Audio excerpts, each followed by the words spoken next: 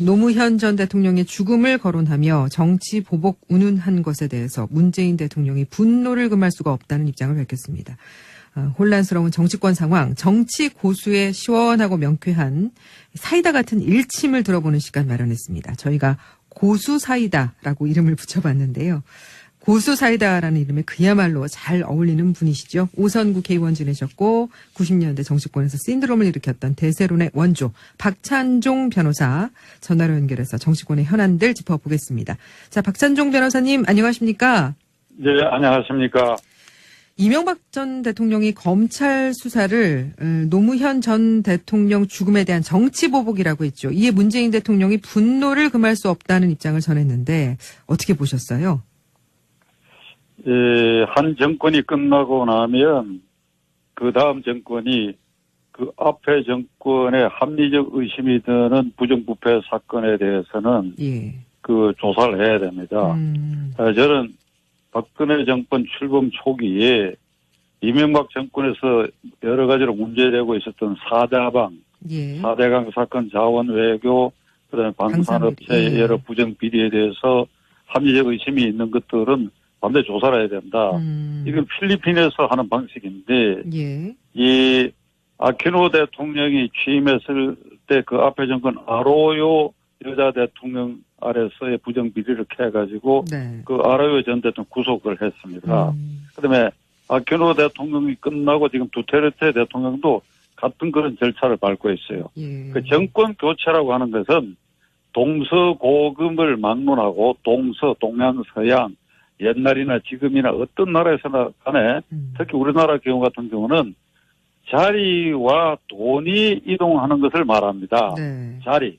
그 대통령을 중심으로 얘기를 하면 총리 장관을 비롯해서 엄청나게 많은 공직과 국공영 기업 그리고 민간에까지도 영향을 미칠 수 있는 그 수많은 자리를 장악하고 동시에 돈도 장악하지요. 그렇죠. 이 경우에 돈은 국가 예산, 국정원 특활비를 비롯해가지고 정부 예산 또 보이지 않게 정경유착적 돈, 이 돈이 이동하지요. 그러니까 권력이 있는 곳에 자리가 따르고 돈이 따르지요. 저처럼 지금 백면서생으로 BBS하고 통화하고 있는 저에게 누가 자리 부탁을 해오고 아니 BBS하고 통화하는 게 어때서 그러십니까?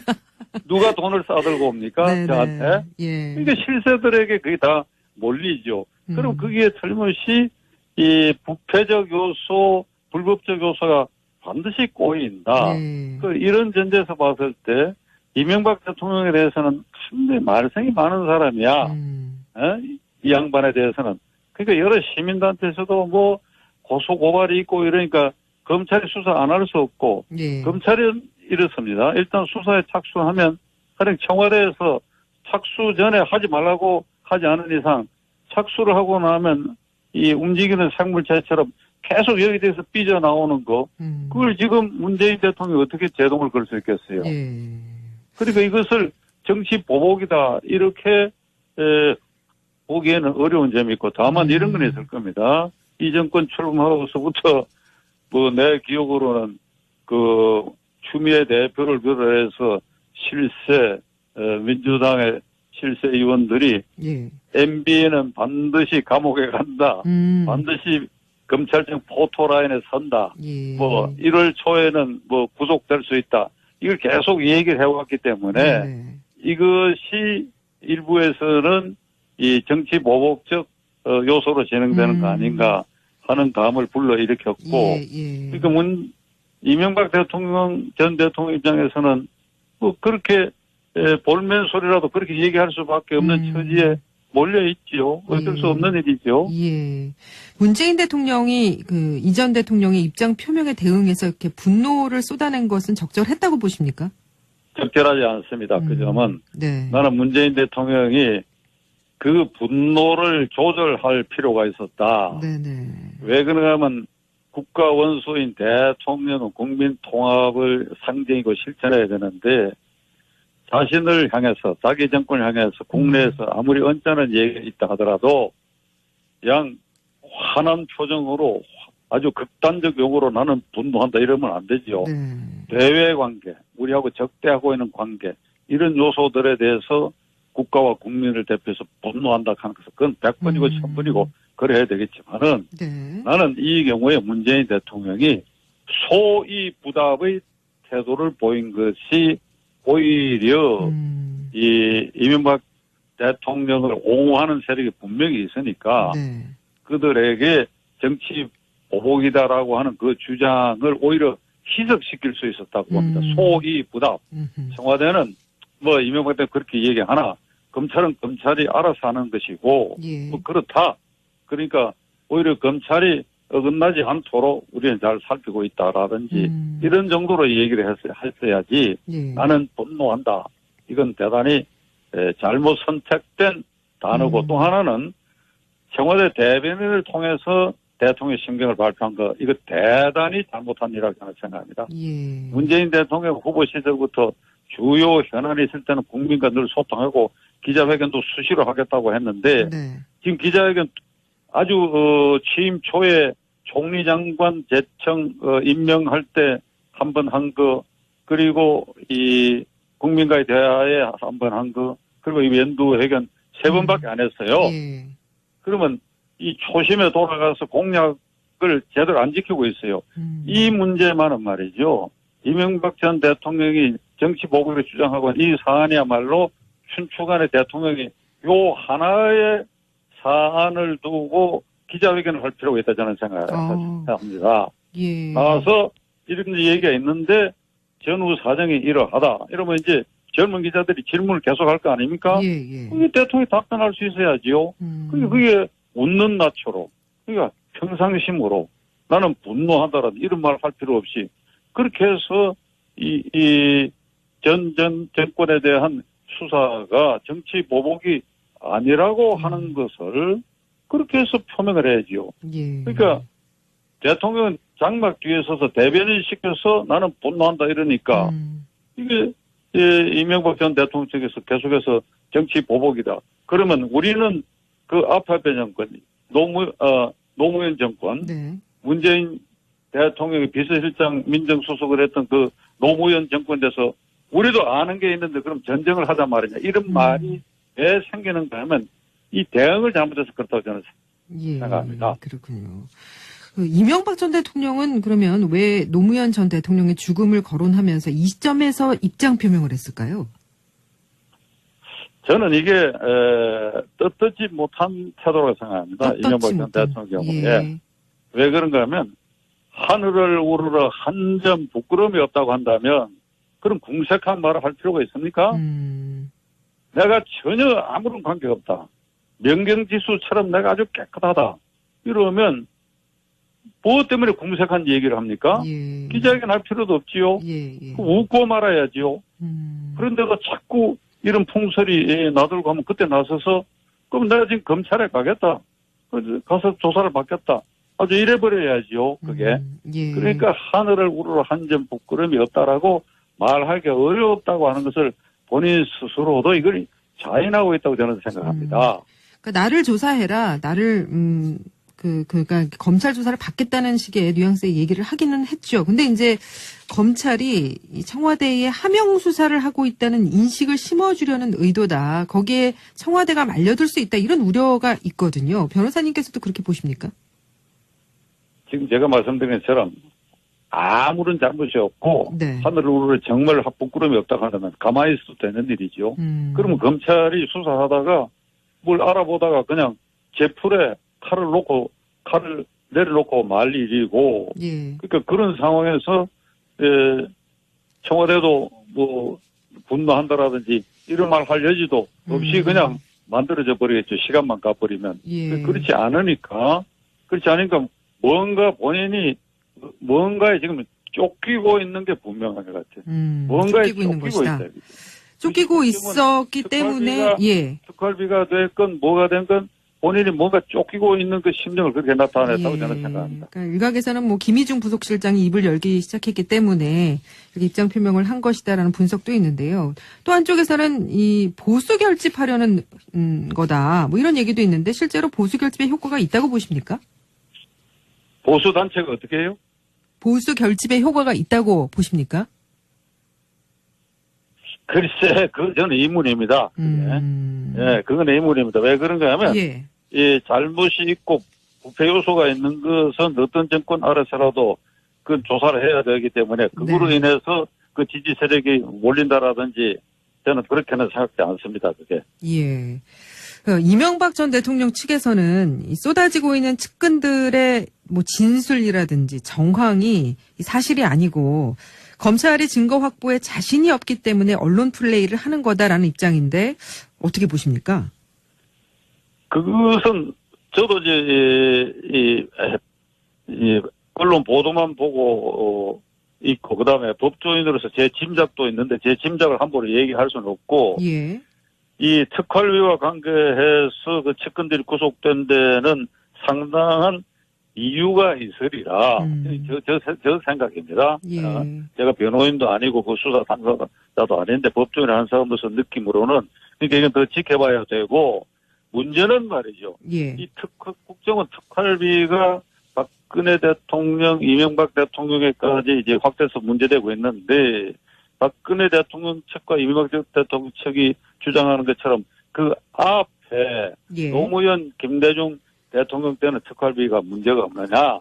이게 두부 자르듯이 박근혜, 이명박 시대 그만 딱 잘라버리고 예. 그 앞에 노무현, 김대중 시대는 특활비에 대해서 한 점도 부끄러움이 없이 성역처럼 깨끗하냐 하는 주장에 대해서 저는 그 앞에 네. 노무현, 김대중 정권 때에서도의 국정원 특활비에 대해서는 예. 상황이 이렇게 된 이상 그것이 문재인 정권 현재는 그게 불가능할지 모르겠으나 예, 앞으로 예. 정권이 교체된다라든지 어떤 계기에는 그 부분도 반드시 그 시대 것도 반드시 뒤져봐야 된다라고 하는 주장에 저는 동의하고자 합니다. 예. 그래서 지금 그러니까 예. 지금 노무현, 김대중 정권 아래서 제가 구체적으로 이 방송에서 얘기하기는 어려운데 제가 알고 있는 여러 정황과 구체적 증거에 의하면 예. 거기도 자유롭지 못해요. 아, 그렇습니까? 그러니까 국정원 예. 특활비라고 하는 건 아까 제가 말씀드린 것처럼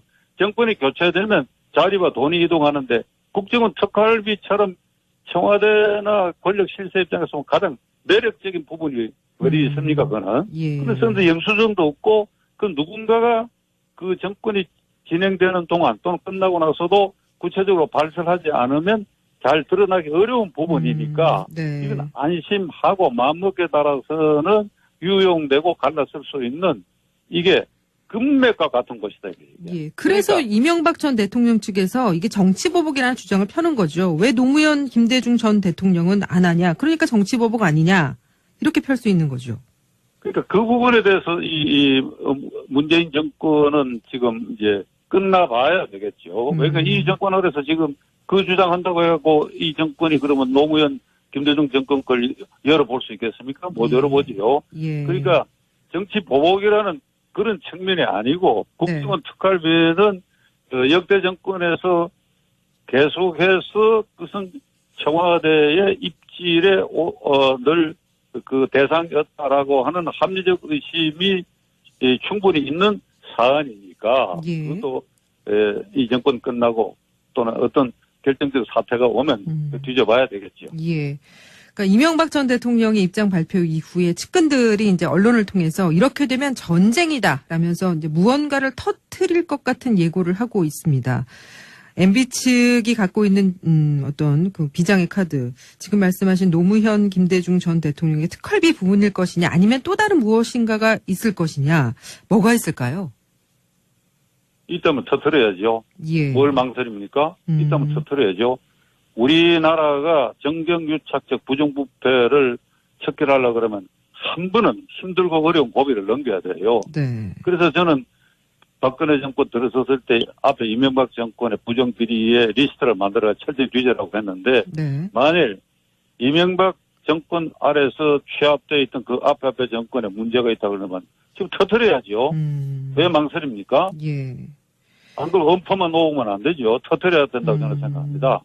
터뜨려가지고 예. 문재인 대통령이 결단해서 그걸 수사에 착수하도록 하고 검찰도 만일 그렇게 된다면 이 눈치 저 눈치 보지 말고 그 조사에 착수해야지요. 예. 그 엄포만 놓지 말기를 저는 바랍니다.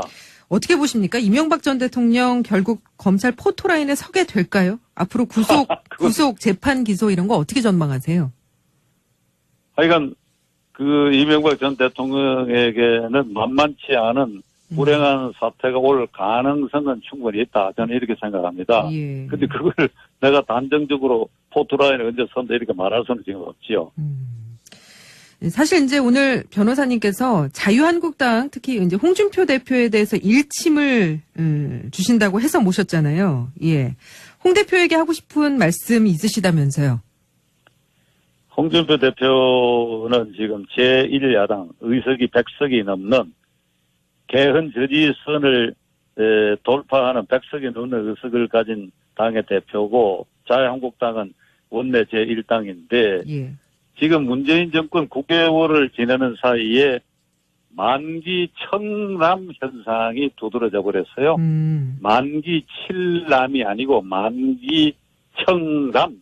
예. 모든 국정의 세세한 부분까지 청와대가 관장한다. 청와대. 예. 문재인 대통령과 수석 보좌관, 비서실장 등이 만기 청남을 하고 있다. 예. 그렇게 해서 총리와 장관은 흔적도 없고 그 사이에 그 외교 내치 등의 시행착오 실수 결정된 게 많이 드러났는데 네네. 이걸 제1야당이 국회에서 유효하게 비판하고 대안을 제시 못하고 있다. 나아가 문재인 대통령 자신이 자유한국당을 협치 대상으로 생각하지 않고 있다. 예. 좀 심하게 말하면 문재인 대통령과 청와대가 이 자유한국당과 홍준표 대표를 아주 얕잡아 보고 있어요. 하나도 무서운 존재로 보지 않고 있다고요. 예. 그 왜 그러냐? 예. 이게 지리멸렬하고 도덕적으로 이게 재생이 전혀 안 되고 개혁도 전혀 못하고 이런 집단으로 그 부패 지리멸렬 집단화하는 것이 도드라졌기 때문에 이게 예. 아주 깔보이게 되고 국민 입장에서는 제1야당이 이렇게 되면 이 정부 여당이 분출하게 되고 독주하게 되고 그 피해는 국민에게 가는 것이죠. 예. 그리고 문재인 대통령을 위해서도 제1야당이 건전하게 서서 비판해 주는 것이 그 문재인 대통령 취득도 시행착오를 고쳐가는 과정을 만들어 주는 것이니까 좋은 일인데 예. 그러면 결론적으로 그러면 이 자유한국당 어떻게 되느냐? 제가 시간 관계상 간단히 얘기를 할게요. 예. 도덕적 최소한의 기반을 회복해야 돼요. 그러기 위해서는 첫째, 지금 구속 기소된 사람이 셋 있잖아요. 예. 최경환, 이우현, 예. 그 다음에 배덕광, 예. 그리고 어제 불구속 기소된 원유철. 예. 그러니까 이런 사람들은 기소 그 단계에서 제명을 해요.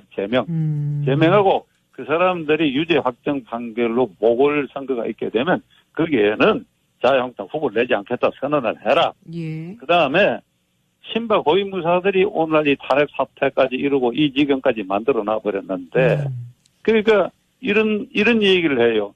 그 자유한국당의 상당수 의원들이 탄핵에 찬동했기 때문에 이렇게 됐는데 그러니까 그 찬동을 할 수밖에 없도록 만든 그 신박 고위무사들 중에 예. 한 앞으로 남은 7명 정도 그게 이름 들기는 그런데 청원 이후로 돼서 한 7명 정도는 제명을 하라 이게 제명. 눈 딱 감고 제명하라. 제명할 능력이 없으면 안 된다. 제명을 해버리고 예. 그다음에 홍준표 대표 자신이 이번에 대구 북부 어린가에 당협위원장. 예. 그 위원장 신청을 해가 어제 그게 면접했다 그러더라고. 네네. 그래서 이제 비난이 있으니까 내가 다음 국회의원을 그래서 나오려고 하는 게 아니라 발뺌을 하는데 이게 정말 홍준표답지 않아요. 취소하고 철회해야 돼요, 그게. 예. 대구 북구 의뢰 당협위원장 신청하고 오늘 당장 이 방송 듣자마자 철회하고 그리고 6.13 지방선거에 나갈 광역단체 후보들이 전부 몸을 사려고 안 나간다 그러는데 저는 이 방송을 통해서 홍준표 대표 건의하고자 합니다.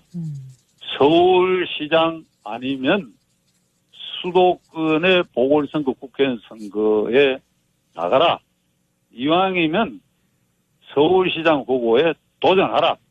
제가 이렇게 얘기하는 거는 꼭 당선되라고 얘기하는 게 아닙니다. 예. 낙선을 각오하고 서울시장 후보에 나가라. 서울시장 후보에 나가라. 서울시장 후보에 나가라.